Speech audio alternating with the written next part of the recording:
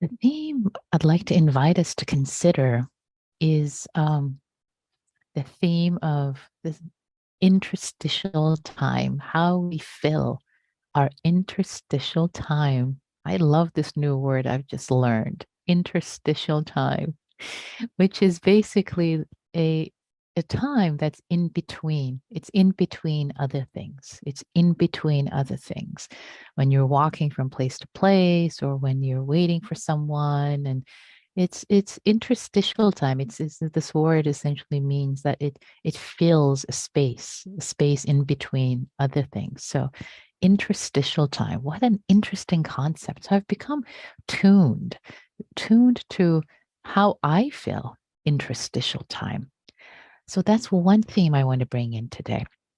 And really how we spend our interstitial time is, the way we engage, in the interstitial time. Do we space out? Are we agitated, waiting for the next thing to happen? Are we ruminating about what just happened?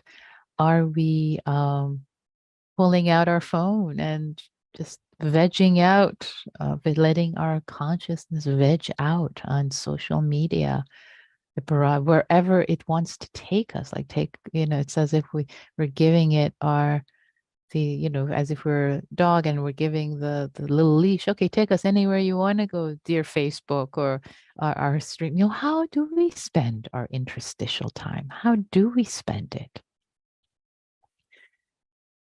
And related to this question of how do we spend our interstitial time is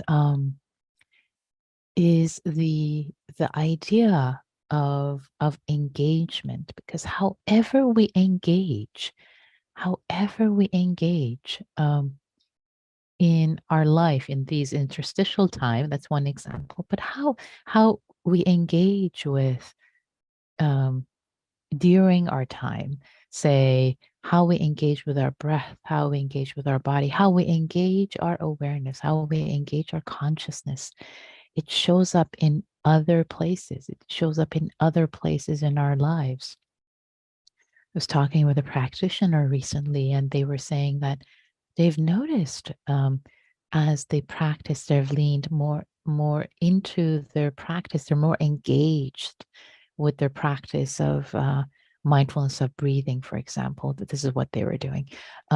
Just sense of engagement. They've noticed they're more engaged at their work, with their life. Just attitude of engagement has really arisen for them. Is fired up as they engage in other ways, in other areas of life.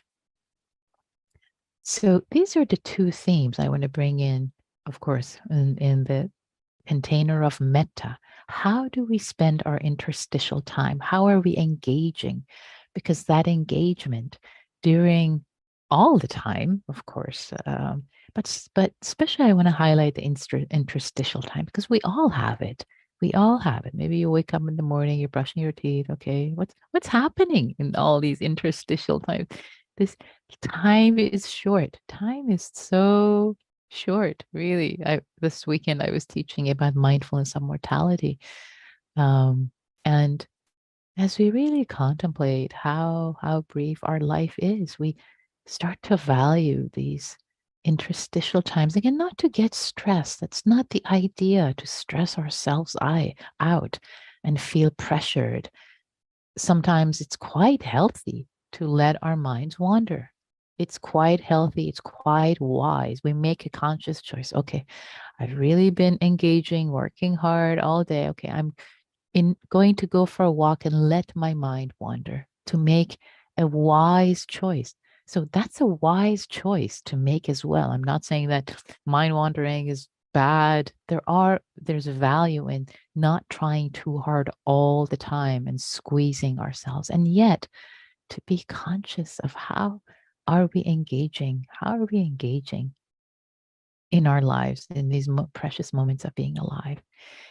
And with the theme of happy hour being dedicated to metta and all the other Brahma Viharas. How are we engaging with our hearts? How are we engaging heartfully with every moment?